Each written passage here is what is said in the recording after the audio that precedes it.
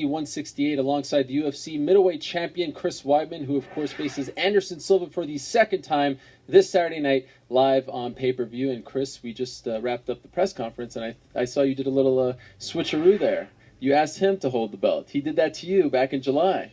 Look at you getting a little cocky, huh? No, just, let him hold the belt. I think it's a better picture. He didn't want to do it, though. Yeah, I guess. I don't know what he was thinking. Could have got touched the gold belt. You trying to play mind games with him? He's had it before. I guess he knows what it feels like. He didn't care. Are you trying to play mind games with him? Are you trying to get under his skin? No. I'm not trying. It's working, though. I don't know. Ask him.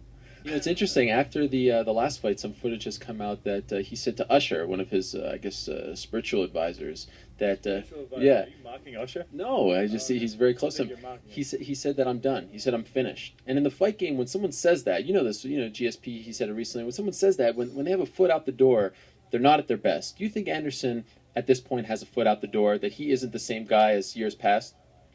I can't think that. I have to expect the best Anderson Silva there is, but I'm sure you're referring to when they were in the locker room right after the fight, right after he's been knocked down, right after he lost his streak and lost the belt for the first time in his career. So he obviously wasn't thinking. I've seen him so many different times when guys lose. I'm done. I suck. I'm done. I'm not fighting again. Anderson's just under the microscope, and so he says it. Then it's like, maybe he's ready to retire. It could go either way, but I'm just giving him the benefit of the doubt. How does this feel different than July?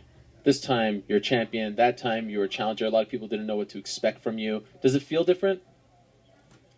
I don't know. Can't remember that far back. It was like 5 months ago. Yeah, I know. I'm not that smart, but no, it's just I just know that this training camp compared to the last one was a lot freer, a lot more relaxed. Against, working really hard. But last time was just like, it wasn't the best timing of the biggest fight of my life against Anderson and for the belt, coming off the shoulder surgery and the elbow surgery and the hurricane and stuff like that, and a year layoff. So it wasn't the best timing. So there was a lot of pressure on me to just get myself together. This camp, it was just, I was already together. I felt good. I haven't had any injuries, and there's just zero excuses that I have to push out of my head why I have to win this fight. No adversity this time. Does that feel weird? There's always adversity. But like what? Just, I don't feel like taking out the garbage. I got to take out the garbage. That's not adversity. I'm talking about losing your house, shoulder surgery, things like that. Yeah, exactly. Yeah. Nothing like that, right? Nothing like that. Healthy, no problems? Healthy, 100% healthy, ready to go. And you really think that you were rusty in that first fight? That wasn't the best you? Yeah. I don't really like watching, to be honest, because I just don't like the way I look. But, yeah. I don't like the way I fought. Your coach Ray Longo told me he has seen the fight at this point over 1,000 times. What about you? Not even close. I think I watched it in the first week or two, 30 times, something like that, and then I haven't really watched it again. You have said that you dreamt about all of this, being champion. That's why you got into the sport, to beat this guy, Anderson Silva. Does this kind of feel like what you were dreaming about? Being champion in Las Vegas, a big fight. Is this what you expected it to be? Yeah, besides it feels real now. It's happening. Yeah, but it's exactly where I wanted to be. I mean, I envisioned fighting Anderson. I really did. Just from the get-go, since I got into MMA. No matter who I was fighting, whether it was my first fight, my fifth fight, whatever it was, I wasn't just training to beat that guy in front of me. I was training to beat the best in the world, which was Anderson Silva. So he's been on my mind since day one to go out there and beat him the first time. I knew before that fight, and even when I was dreaming it early on in my career, I knew if I beat him, I would have to beat him again. And so this is the matchup I wanted, and it's happening.